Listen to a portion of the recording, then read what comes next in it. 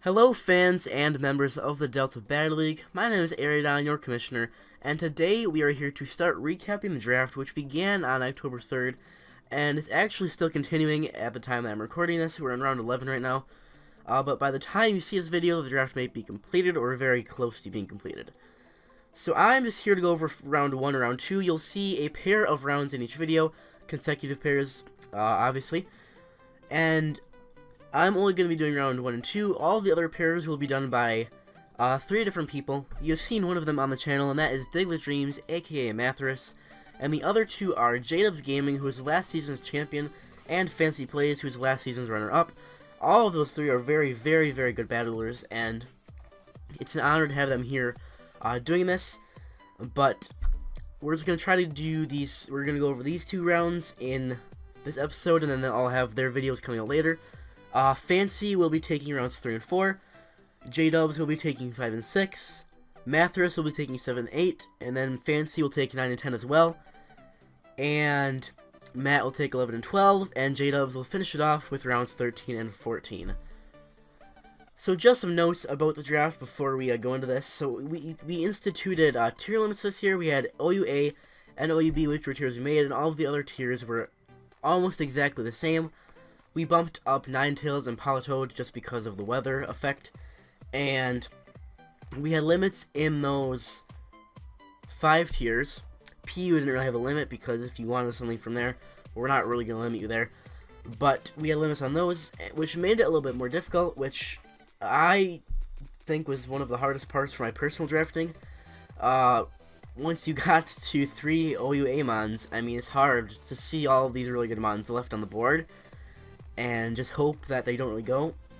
But it was still fun, definitely.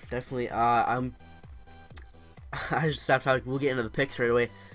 And just one other thing we did, since we did have the tier limits and everything, we will have the regular season cuts before the regular season begins. So not all of the mons that you see here will be on the regular season rosters. Most likely, the mons you see in my video with rounds 1 and 2 will be because they're taken so early. They definitely are supposed to be part of the team. But when you get down to Mathras's and J-Dub's picks, or in rounds 11 and 14, some of those mons may not be on the teams at the start of the regular season. So just a warning there. Because we were allowed to draft 1 spot over each tier limit, I believe. Except for RU and NU, where you could draft like 3 spots over. So you could draft over, but you just had to custom mons later. But enough talking, we'll get into the draft. So, starting at first overall, we have J Blitz 34 and the St. Louis Swellows, starting off their DBL career with the first overall selection, and they took Greninja XY sets. So a very prestigious mon there. Definitely, even though it's limited to just the moves it had in X and Y, which means it does not get Gunk Shot and Low Kick and a few others that aren't as important. But even without those, Greninja is still a very good mon in OU. And within the format, I believe it's a very good mon. I personally did not value it very highly because I just wasn't sure how much it could do in the league. I've seen it work in other leagues, in the Lithio Battle Association, and it didn't do amazing there. So I figured I should focus on a few other things myself, and we'll get to that in a second. But the first overall selection of Season 2 of the DBL is Greninja XYZ, who's just introduced this season as well.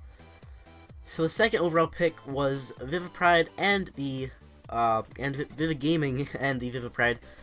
That's easy to get mixed up. And they took Landorus Therian, who was on the team last year.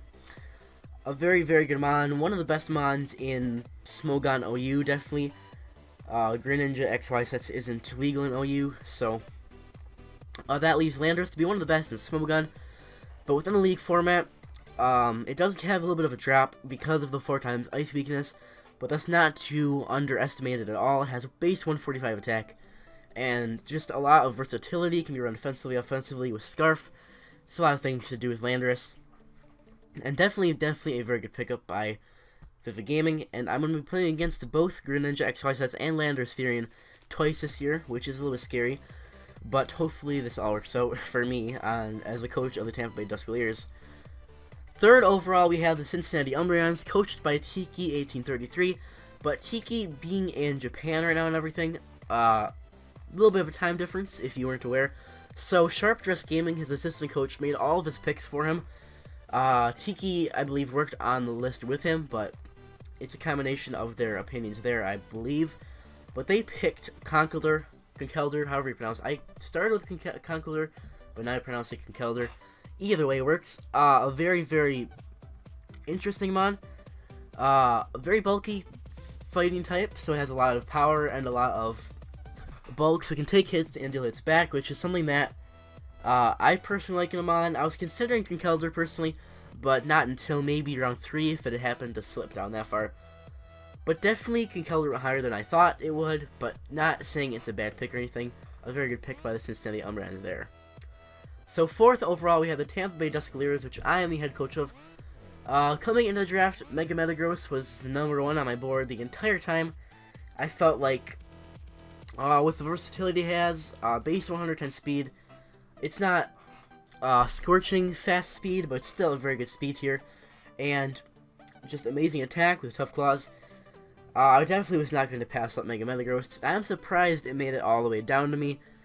I've seen ViviGaming have it in a different league. I was 95% sure he was going to take it, but when he said Landorus Therian and then Sharp Dress Gaming, so Conkeldurr, I was very excited for that because, I mean, I have Mega Metagross. That's all I can really say. If we look at how it's doing in the United Championship League, I think that says enough for it right there. So 5th overall, we have the Golden State Wartortles, coached by Shiny Marenoc, a returning member from last year again, like ViviGaming and myself. Not a whole lot to say about this pick, but the Golden State Wartortles did select Clefable, which is a very, very, very good mon in the format. Pure Fairy typing, which only has 2 weaknesses to Steel and Poison, if I can talk correctly. So 2 very not common weaknesses, a little bit more common now that Fairy's a thing. But even though Clefable stats don't say a whole lot about it, it still is a very good mon, especially since it can have the ability Unaware, which was popularized by Quagsire, if I could, I just can't talk today. But Clefable does have the ability Unaware, and also has Magic Guard, so you can Toxic this thing, and it's literally going to do nothing. It actually benefits it if you Toxic, because that means it can't be paralyzed, which is the only real status that affects it, or I guess being put to sleep does affect it as well, and the very, very rare Frozen. But anyway, Clefable, a very, very solid pick. It's been taken number 1 overall in several leagues I've seen, and a very solid pick by the Golden State Wartortles. Next up, we have the Omaha Omastars, coached by the original HypnoToad, or OGHypnoToad, whatever you want to call him. But definitely one of my closer people in the league. I talked to him a lot, and he has told me that he had Heatran on the number 1 of his board the entire time. We're very close to it, I believe, and he was very happy to be able to get Heatran, so a solid pick by the Omaha Omastars, excuse me. The 4 times weakness to ground, but it's very often covered up with Air Balloon, but it can also be run very many different ways. It can be run physically, defensively, especially defensively. It can be run Scarfed. I run Scarfed before in a different league once. And it also is just the ultimate Fairy counter and the ultimate Ice type counter.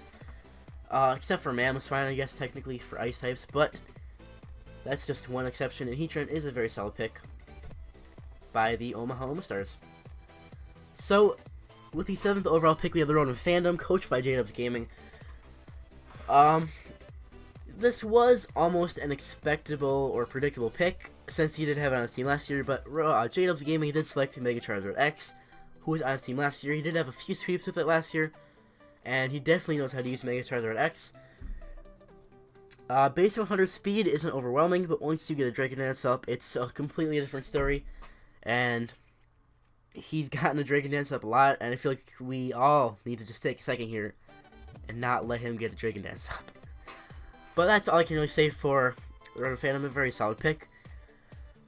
And just because the mod isn't necessarily the best, if you can use it well, and you know how to use it in the format, that makes it just as good. So, moving on, we have the 8th overall pick with the Chicago Cloysters, another new team, coached by theSuperLPbro, who selected Latios. So, the offensive of the two of the combo of Latios and Latias. Typically, Latias will go first, just for the added move set, basically a little bit more of a diverse set there. But not a problem with Latios going first, and I think it will do very good for Josh in the DBL. So following the Chicago Cloysters was the Kansas City Nidokings, coached by LaDude13, who's actually very good friends with the coach of the Chicago Cloysters. Now, I don't know if there's any sort of connection here, but LaDude13 did select Latias with his first pick. So we will definitely see Latios and Latias quite a bit this season. Both of them are very, very good mons, and it's going to be pretty awesome to see them, I think. So fourth up, we have the Boston Buizels. Definitely one of the most interesting drafts so far in the DBL. You'll see it as we get further on. I believe J-Dubs has the honors of introducing a very scary mon that he will have, but I'm not going to spoil anything else for you guys. But you're not really going to be able to tell anything from his team from what I tell you right here, but it is a fun team and not an extremely uncommon thing to do in a format like this, but you'll see it more as we get going on. But he did select Mega Scizor. He was very excited for that pick. Mega Scizor is a very, I'm just going to say, very good Pokemon. Only one weakness to Fire, which is a 4x weakness, but base, I don't know the exact, I want to say base 145 or 150. Attack, I want to say 150 because I think the defense is 145. It's also very physically defensive as well. And it does get Technician, so its bullet punches do a lot of power. And it also gets the boost on moves like Bug Bite. And that's all I know physical-wise. I know especially it gets Silver Wind and Ominous Wind, but you know, maybe we'll see special Mega Scizor from Mathers, but you never know. 11th, we had the Georgia Jigglypuffs, who are the newest team after Munchlax and the Florida Noctowls dropped out, but he is actually J-Dubs' roommate. They both go to college together. Self-Destruct Chatot, I should probably say his name at some point, but he is roommates with J-Dubs Gaming, and Chatot's assistant coach is the other roommate, so that room is just completely DBL. It's actually kind of cool to think about that.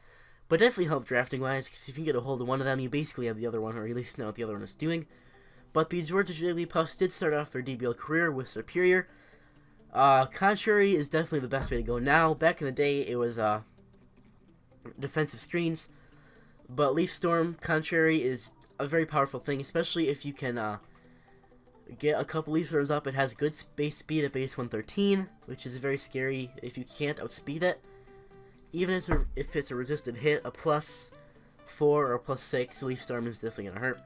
And finally, rounding out round 1, we have the Hamilton Heracrosses, formerly the Cross Crusaders, coached by FancyPlays, who selected Mega Gallade, which I know is one of his favorite Megas to use.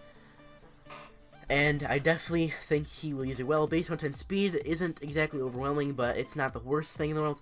It does outspeed a lot, especially since there are a lot of base 100 to 108 base speed mons. And the base 165 attack is definitely a very scary thing. I believe it's base 165, maybe it's 155. I don't know for sure, but somewhere around there. But also having access to, or also having inner focus, so it cannot be flinched. So Fake Out does not affect it at all, except for the priority attacking, I would say. But that completes the first round of Season 1 draft, or Season 2 draft of the DBL. I am going to try to go through round 2 a little bit faster, just because we are like 14 minutes in, and we don't want to take that long again. But we're just going to basically say the team and the pick as we go along here. So, round 2, pick 1, we have the Hamilton Heracrosses selecting Manaphy, very good bulky water type. Pick 2, or 14th overall, we have the Georgia Jigglypuffs and taking Mega Manectric.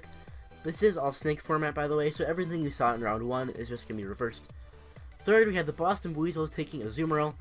Fourth, the Kansas City Nidokings taking Mega Absol, a very interesting pick. Not used very commonly in the league format, but I'm definitely excited to see it. Not excited to play against it since I do kind of want to have hazards, but we'll see how that works out. Fifth, we have the Chicago Cloysters taking Slowbro, one of the most defensive mons of the year last year. Sixth, we have the Rotom Fandom taking X-Drill, who actually got sniped by the Boston Buizels because The Rotom Fandom did want a Azumarill who was on the team last year, but ended up taking Excadrill in his place. 7th, we had the Omaha Omastars taking Mega Venusaur to complete the Mega Venusaur Heatran core. 8th, we had the Golden State Wartortles selecting Garchomp to begin a core of their own. 9th, we had my own Tampa Bay Duskulleers selecting Weavile. I wanted to add some speed to the team, and some Ice Stab and access to knockoff is very awesome as well. 10th, we had the Cincinnati Umbreons selecting Scizor. 11th, we had the Vivipride taking Blastoise. Mons from the Crossyear series last year flying off the boards in the draft. And finally, to round out this video, we had the St. Louis Swellows selecting Talonflame. A very, very good mon. Priority Brave Bird is nothing to laugh at if you're a fighting type, or a grass type, or bug type. Yeah, mons like that. But anyway, guys, thank you for watching. Be sure to go check out this spreadsheet for yourself, which is linked down below. And all of our awesome coaches and analysts are linked down below as well. Our assistant coaches are not, but if you go to the DBL channel, they're all listed on the DBL organization section. But other than that, thank you very much for watching, and we hope you'll tune back in for more DBL content very soon. Goodbye.